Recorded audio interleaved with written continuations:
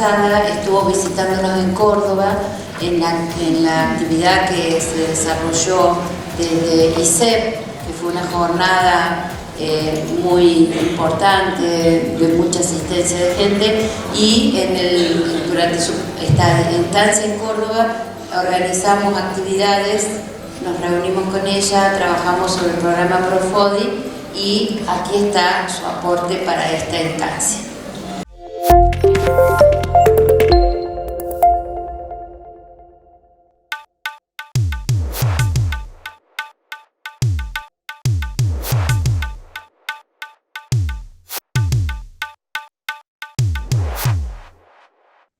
Hola, ¿cómo están? Bueno, muchísimo gusto. Lamento no estar ahí de forma presencial, pero aunque sea de este modo,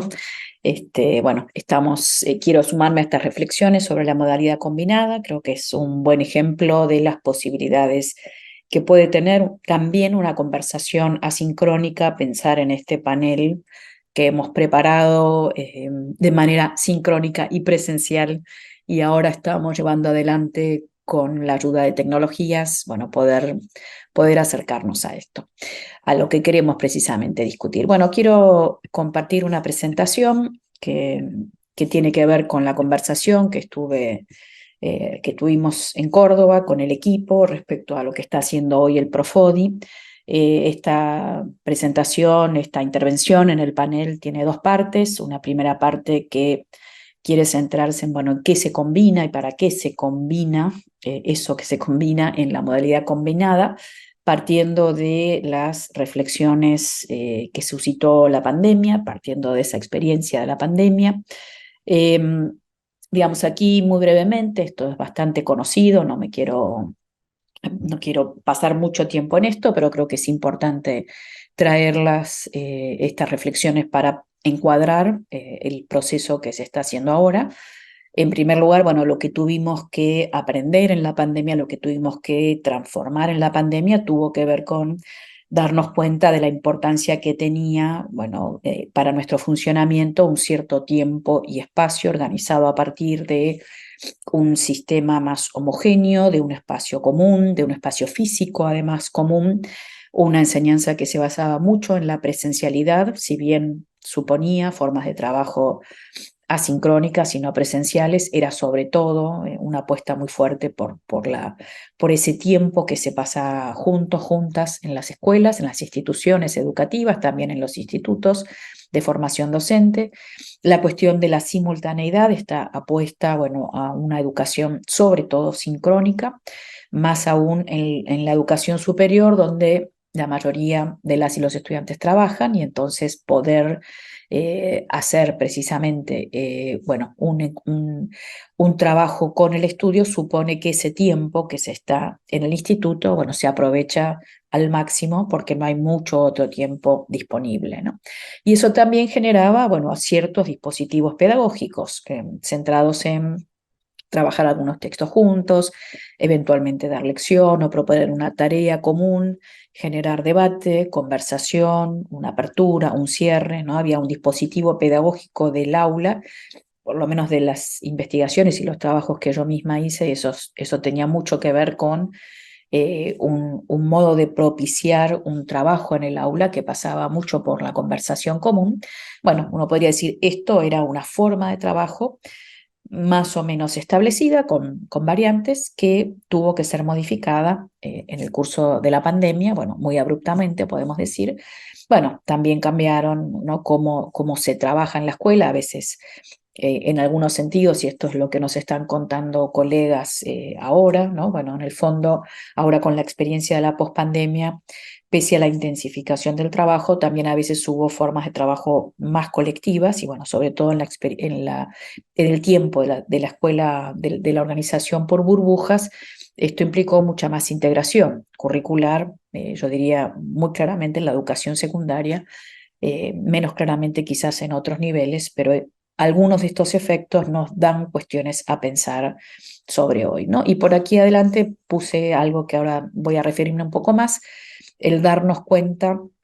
de que la escuela depende de estos espacios físicos, depende de estos artefactos con los que trabajamos y que esas distintas dimensiones de la escuela son muy importantes para poder dar la clase, ¿no? Específicamente en relación a los tiempos, esto también es algo que ya trabajamos mucho, bueno, el tiempo escolar y el tiempo de las instituciones de formación en la pandemia fueron tiempos de una gran intensidad, pero en todo caso de intensidades distintas, podemos decir, con una apuesta fuerte por lo asincrónico, a diferencia de lo que antes estaba pasando. También esta experiencia de distintas formas del tiempo, y estas ideas de distintos tiempos lo tomo de una tesis que se hizo en una universidad belga que trabajaba esto, distintas formas del tiempo, un tiempo envolvente como este tiempo en el que escuchamos, y bueno, acá en esta intervención de un chico en Twitter me parece que dice algo de esto. Bueno, estamos como en un podcast, al mismo tiempo dice es algo que escucho, un podcast que escucho mientras hago otras cosas. Entonces hay algo de un tiempo envolvente a partir de, bueno, estar metido, metida, ¿no? En un contexto cuando se pudo, en una pantalla, un tiempo que se multiplicó en muchas esferas y muchas actividades y tomar clase en distintos ámbitos y bueno, ¿no? La ruptura de ese espacio común y de ese tiempo común y también un tiempo dividido en el sentido de que esa atención muy dividida también implicó, podríamos decir, una forma distinta de estar en clase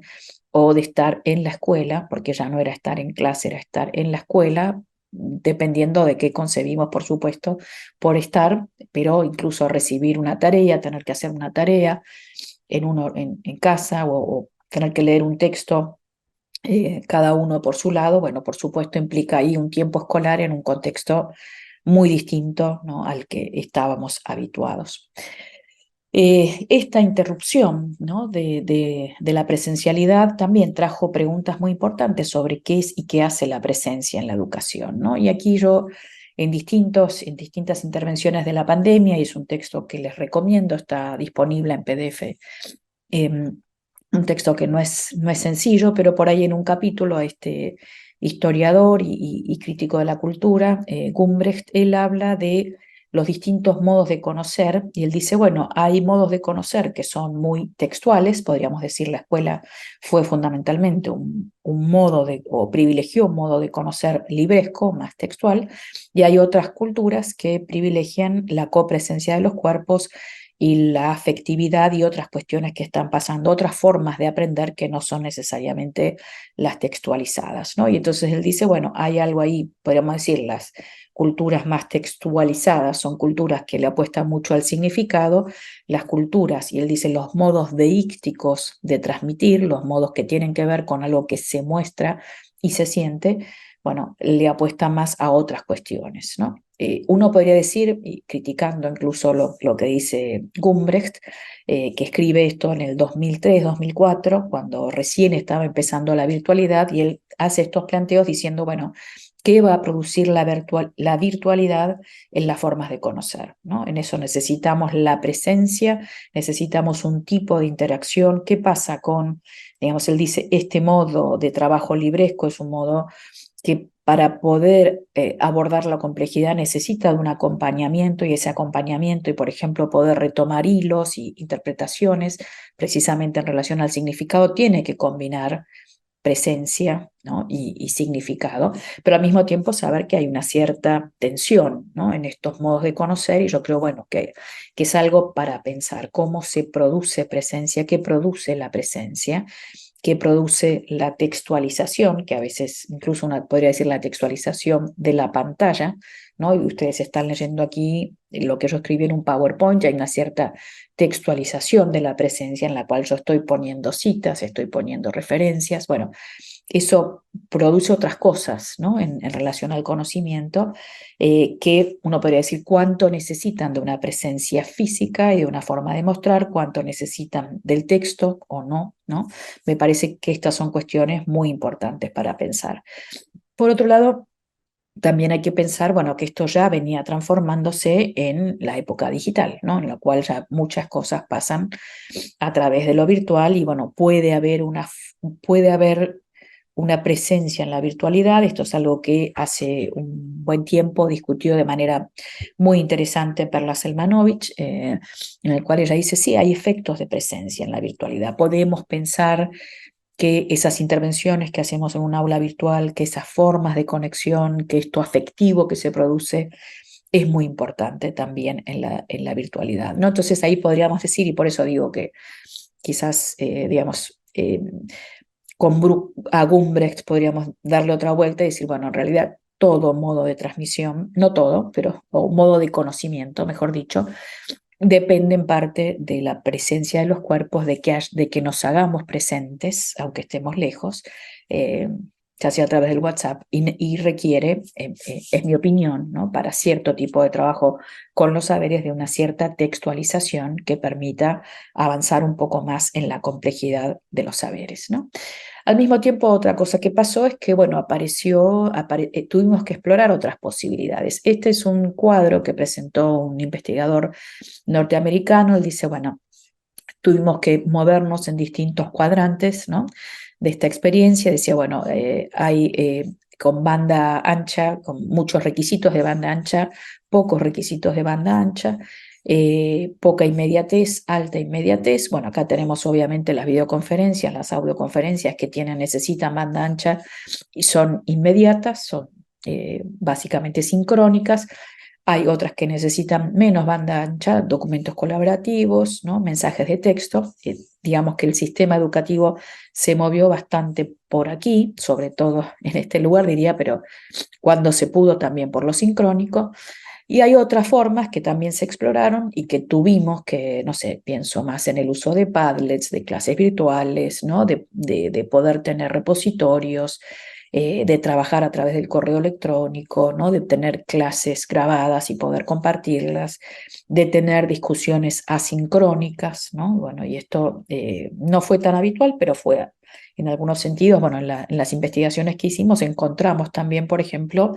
muchos y muchas docentes que enviaban retroalimentación con audios, ¿no?, y decían que esto funcionaba muy bien porque,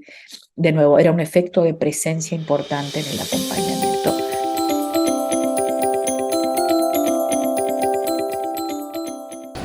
Yo quiero empezar comentando que, escuchando lo que nos dice Inés Dussel, inmediatamente me presentó esto que ella dice, darnos cuenta de la importancia del espacio, el tiempo y la simultaneidad. Digo, son categorías, espacio y tiempo, que hace un par de décadas que venimos trabajando en la formación docente inicial para este proceso que decimos de desnaturalizar la escuela. Cómo poder pensar la escuela, el desafío de pensar una escuela distinta tenía que partir de poder desnaturalizar la escuela, porque la escuela, dispositivo que nos constituyó, que construyó nuestra subjetividad, por lo tanto la tenemos naturalizada. Bueno, estudiamos todos a Pablo Pinot cuando hizo el análisis de las piezas. Bueno, esta categoría de espacio y tiempo, como la venimos tematizando en la formación docente para poder construir este dispositivo escolar no como algo propio de la naturaleza humana o que resultó de la evolución, sino como una invención que la humanidad se dio para lograr el objetivo de la transmisión a todos y todas, ¿no? Entonces, digo, estas categorías de espacio y tiempo que las venimos tematizando nos permitieron ir pensando o ensayando otras formas de hacer escuela, otras formas de ordenar el tiempo y el espacio en la escuela. Pero claro, nunca pudimos imaginar que podíamos hacer una escuela sin el edificio, ¿no?, en la total virtualidad. A eso nos arrojó la pandemia, y por lo tanto esa pandemia, o esa experiencia en pandemia, mejor dicho, sí también nos permitió volver a pensar y vivir o repensar las posibilidades que nos daban esta categoría de espacio y tiempo. Y de ahí, desde el proceso de naturalización, pensábamos con Euge qué fuerte que es también el hábito profesional, porque estando naturalizado este formato escolar y estas formas de pensar la ordenación del espacio y tiempo en la escuela, también construimos un hábito profesional para la presencial, para ese ordenamiento de tiempo y espacio, para la presencialidad física y la simultaneidad. Y que ahora tenemos por delante el desafío también de desnaturalizar o objetivar o revisar nuestro propio hábitus profesional para poder construir formas de transmisión que circulen por distintos escenarios. Bueno, acá le doy la palabra a Eugenia, seguimos conversando. Bueno, buenos días, gracias Lili. Bueno, y en esta conversación, bueno, les contamos que también cuando armamos el panel y más allá del encuentro presencial, también lo hicimos de manera combinada y tratamos de que fuera, de traer acá un poco la conversación, ¿no? Y desde mi experiencia, mi lugar en un instituto superior de formación docente, yo traía esto de lo difícil que fue reconstruir o recrear esa escena con tiempos diversos que se superponían, que creo que todos los que están aquí lo hemos vivido. El momento de la clase que se superponía con el tiempo doméstico, con el tiempo de llevar a los chicos a la escuela, con las interrupciones de la vida cotidiana, y que de algún modo nos permitía visibilizar que no teníamos ese tiempo de suspensión del que nos hablaban Marshall y Simon, y hacerles también tomar conciencia a nuestros estudiantes de la necesidad de generar ese tiempo, ¿no? Y otra cuestión vinculada directamente con eso tiene que ver con algo que también estamos trabajando en los institutos, el acompañamiento a las trayectorias, ¿no? Tenemos estudiantes con trayectorias discontinuas, alteradas, que no son las trayectorias lineales y esperadas, y nos empezamos a dar cuenta también cómo esa suspensión del tiempo de encuentro, de estudio, dificultaba acompañar esas trayectorias. Bueno, ya ahí yo traía también me parece interesante para compartir acá, un aporte de unos autores canadienses, quizá han leído, Garrison y Anderson, que en el año 2005 traían algunas reflexiones sobre las problemáticas del e-learning en el siglo XXI, decían ellos, desde una preocupación por construir comunidades formativas de aprendizaje colaborativo, y plantean ellos la necesidad de construir o de trabajar desde 3 presencias, que me parece que son interesantes para pensar desde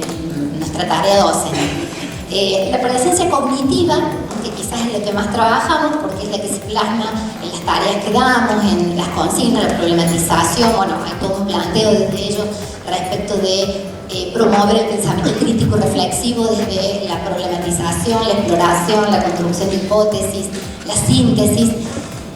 Y la presencia docente, que también hay una tensión ahí, porque uno a veces cree que porque existe una buena guía de lectura, un buen itinerario, hoja de ruta, ya está todo resuelto, y nos corremos a veces del lugar de enseñar. Y sigue siendo muy fuerte la importancia de estar presentes con la palabra, ¿no? Y eso construye también escenarios de encuentro donde el docente pueda contextualizar un texto,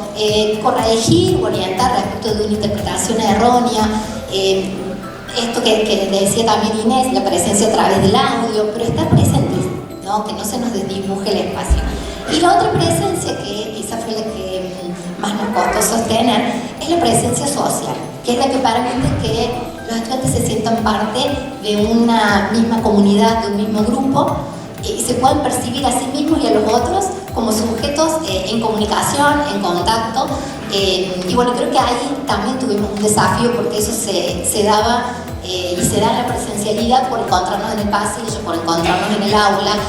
y el desafío es construir esos otros puentes que ayuden también a sostener las trayectorias desde lo colectivo, desde la construcción conjunta del conocimiento.